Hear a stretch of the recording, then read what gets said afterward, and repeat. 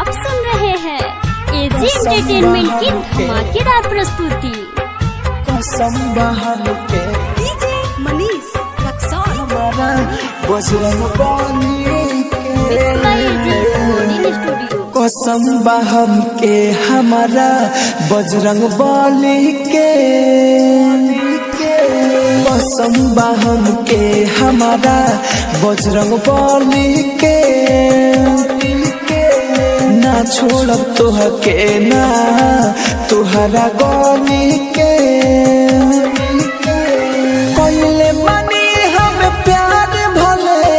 देखी दुनिया जहली के कसम बहम के हमारा बजरंग बली के ना छोड़ब तोहके ना तुहरा गली के पहले बनी हम प्यार भले देखी दुनिया जहली के कसम बहम के हमारा बजरंग बली के आप सुन रहे हैं एजी एंटरटेनमेंट की धमाकेदार प्रस्तुति।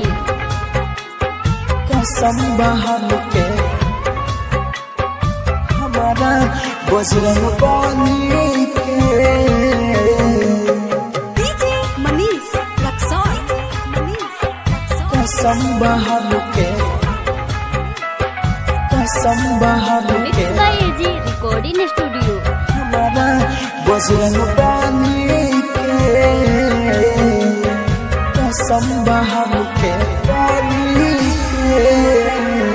लगल बाटे हो दिल तोहरा से हमर जान तोहरा सिवा सारा कुछ अब तलागे बिरान लगल बाटे हो दिल तोहरा से हमर जान तोहरा सिवा सारा कुछ अब तलागे बिरान अखिया में तोहर सूरत अब तबाटे बसल तुहके पाके खूब खुल के नैन बाटे हसल हाथ मांगे में घर चली के कसम बहम के हमारा बजरंग बली के ना छोड़ब तोहके ना तुहरा गली के पहले बनी हम प्यार भले देखी दुनिया जहली के कसम बहम के हमारा बजरंग बली के आप सुन रहे हैं एजी एंटरटेनमेंट की धमाकेदार प्रस्तुति। कसम बहम के हमारा बजरंग बली के डीजे मनीष रक्सौल कसम बहम के कसम बहम के एजी रिकॉर्डिंग स्टूडियो। हमारा बजरंग बली के कसम बहम के मारा वादा ससमुआदा हम तोहके ना छोड़े तोहर पीछा बन के साया ए जना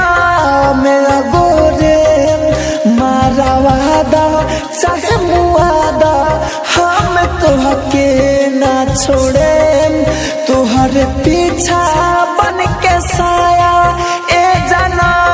मेरा गोरे भले गोरी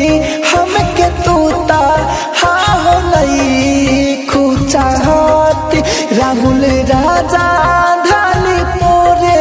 से करेला मोहब्बत गम दे बेंदार दूर तली के कसम बहम के हमारा बजरंग बली के ना छोड़ब तोहके नाही तोहरा गली के पहले बनी हम के